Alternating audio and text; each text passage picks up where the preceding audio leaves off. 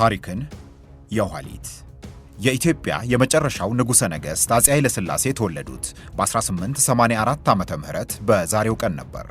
ከመንገሳቸው በፊት ተፈሪ በሚለው ስማቸው የሚታወቁት አፄ ኃይለ ሥላሴ የአስተዳደር ስልጣን የጀመረው ገና በ14 ዓመታቸው ነበር። አባታቸው የሐረሩ ገዢ ራስ መኮንን ወልደ ሚካኤል የጋረሙለታ አውራጃ ገዢነትን በእንደራሴ እንዲያስተዳድሩ ከመሾማቸው በኋላ በዳግማዊ አፄ ምኒልክ ፈቃድ የሰላሌን የሲዳማን ግዛት አስተዳድረዋል። ለአልጋ ወራሽነት በጦር አለቆች ከመመረጣቸው በፊትም የሐረር ጠቅላይ ገዢ ነበሩ።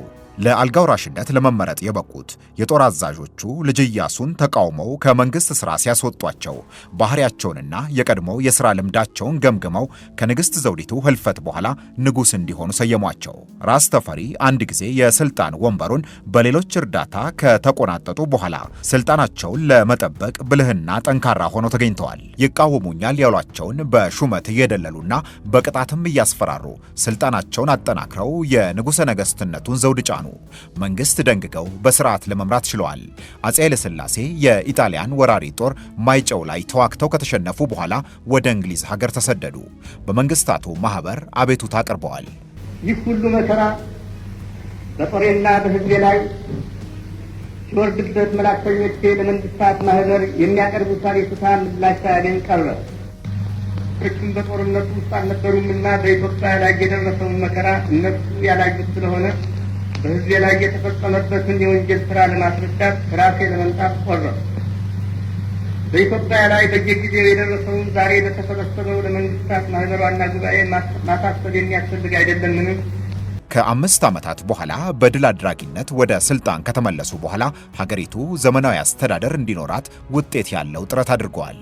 ዘመናዊ የመከላከያ ኃይል አቋቁመዋል። ኢትዮጵያ ከውጭው ዓለም ጋር ያላትን ግንኙነት የተጠናከረ የተባበሩት መንግስታት ድርጅት ሲመሰረት ከመስራች ሀገሮች አንዷ እንድትሆን አድርገዋል።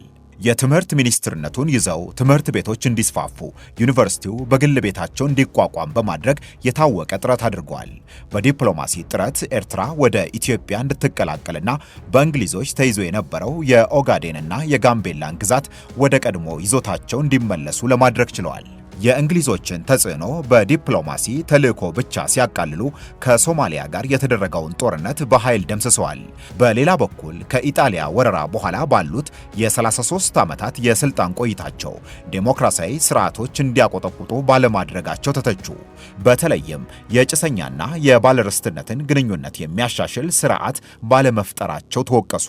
የተማሪዎች እንቅስቃሴም ያገዛዛቸውን ኋላ ቀርነት የሚያወግዝ ሆነ። በመጨረሻ የተቀሰቀሰውን የየካቲት 66 የህዝብ አመፅ ተገን አድርገው ለስልጣን የተሰባሰቡት የወታደሮች ኮሚቴ ከስልጣን አወረዷቸው። ከ1 ዓመት እስር በኋላም ገደሏቸው። 43 ዓመታት የነገሱትና በ84 ዓመታቸው በደርግ የተገደሉት ቀዳማዊ አፄ ኃይለ ሥላሴ ከተወለዱ 134 ዓመት ሆነ።